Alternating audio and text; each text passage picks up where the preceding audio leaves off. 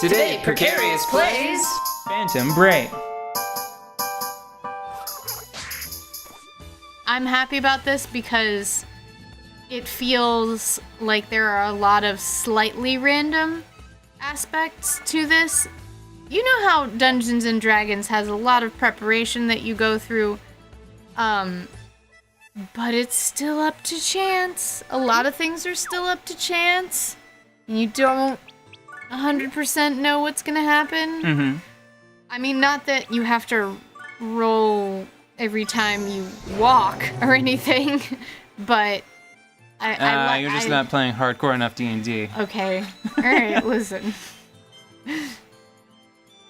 In most cases, the terrain I'm just going to say, during the storm, the ship lists, and leave it at that. There are scenarios where you have to roll to walk. Yes, of course. Okay, you have to do like saving throws and shit. Yeah. Or like roll acrobatics to not fall down. Yeah, give me an acrobatics check. Yeah, okay. You're in the middle of a hurricane. You could engineer those situations. Mm-hmm. So I'm not saying that that is the norm with D&D though, but seeing these little things, these little strangenesses, I like. Damn it! I really wanted that cactus. I like it when games give you a lot of. I like randomness when games give you a lot of freedom to deal with it.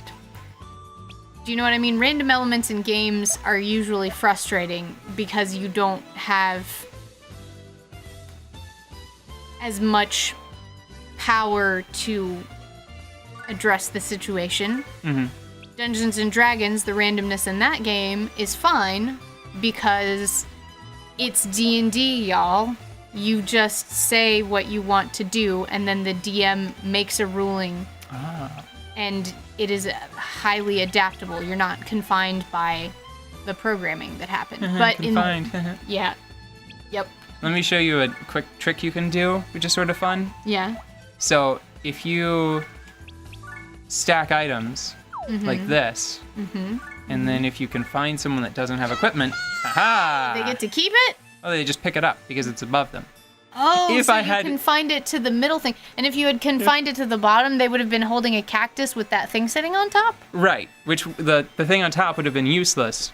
Well, actually, I guess there's a little bit of utility there because you could keep it out of harm's way. Yeah, because then you could keep enemies from destroying it.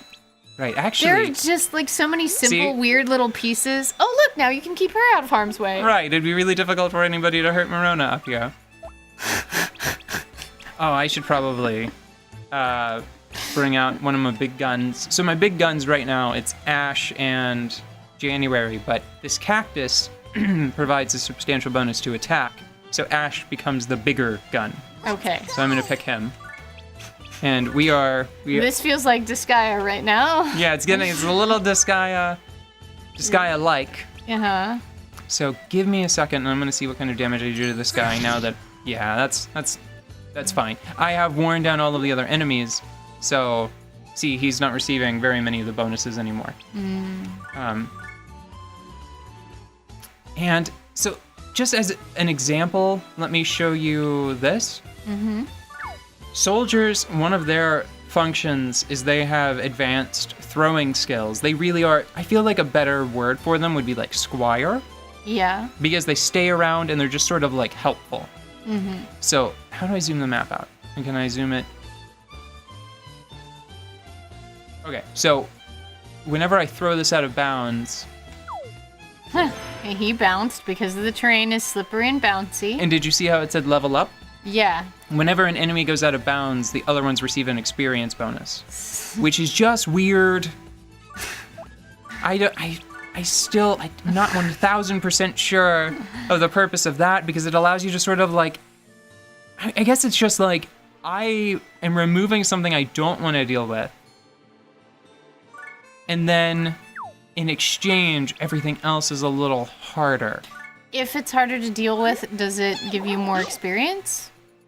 Kind of, but usually the bonus isn't so great as to capitalize on that. I suppose there's some shenanigans you could get up to where if like one enemy is receiving a big experience bonus. Let me tell you what I'm thinking Protection? about. Yeah. What if you wanted to level up a certain type of school of magic, and it was really good for fighting a certain type of enemy, wouldn't you want to get the most juice from using those moves as possible? So maybe it would benefit you know to what? make that one enemy you actually want to fight really strong by throwing everybody out of the map, and then you could level your specific thing that way. So I see where you're coming from, but I'm not sure if it's so much about the school so directly as it's about... So see in the lower left-hand corner how it has like the little icons? Yeah. See how the second one says attack? Yeah. One of the things I love most about this game is that all of the techniques you have access to, they are keyed off of different stats. Now, all of Ash's are super fucking basic, because Ash is basic as shit. Okay. So all of his are just based off of attack, right? Mm-hmm. But if you look at this lady, she has one that's based off of Ent. She has one that's based off of Resistance, which is a healing spell. But most interestingly, she has an attack that is also based off of her Resistance. Interesting. And that is how you can manage to make Marona a super badass. It's because her resistance is naturally high and there are ways to boost it, and then all you have to do is eventually graft attack spells that key off of intelligence and resistance to her. Yeah. And then she can just blow everybody up with her magic defense. But my idea of picking your fights properly would help you with those individual moves. Right, because what you would do is, I'm pretty sure that, I can't remember what speed targets, but attacks that, well, let's go with the obvious one. If you have a move that runs off of attack, then it targets defense. And if you have a move that runs off of intelligence, it targets resistance. So just that right there. So like this enemy, for example, its defense is almost double its resistance. So if you wanted to really draw out a fight to give you an opportunity to organically use a move several times, you might throw everybody else off the map to pump his defense up and then beat on him for a while with physical moves. Yeah. Interesting. Let's see if I can't do a slick slide technique. No, you missed. You got stuck in the water.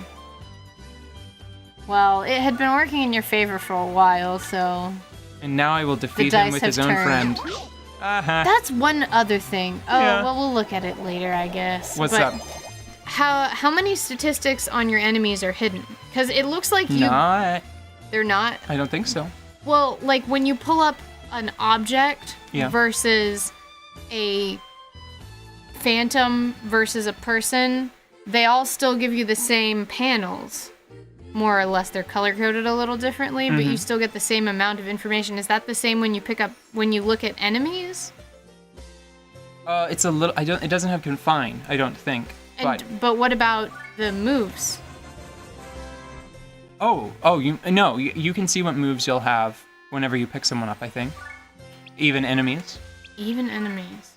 Yeah, because see, this one is a combo move in the lower left-hand corner. So you'll know that if someone picks Marona up, they will inherit that ability. Okay. It's weird because that is a move that is listed on hers, on her character sheet. Right. But it is not used by her whenever she is picking someone up. It's the other way around. It's when someone lifts her that they unlock that function. So wait a minute. So if let's say we were still on the battle map. Yes. Let's say you selected an enemy to look at, like you selected Marona. Mm-hmm. Can you select Marona again for just a second? You would still get that list that says, stay there, that list that says strike, toss, body swing, chartreuse, confine. I'm pretty sure.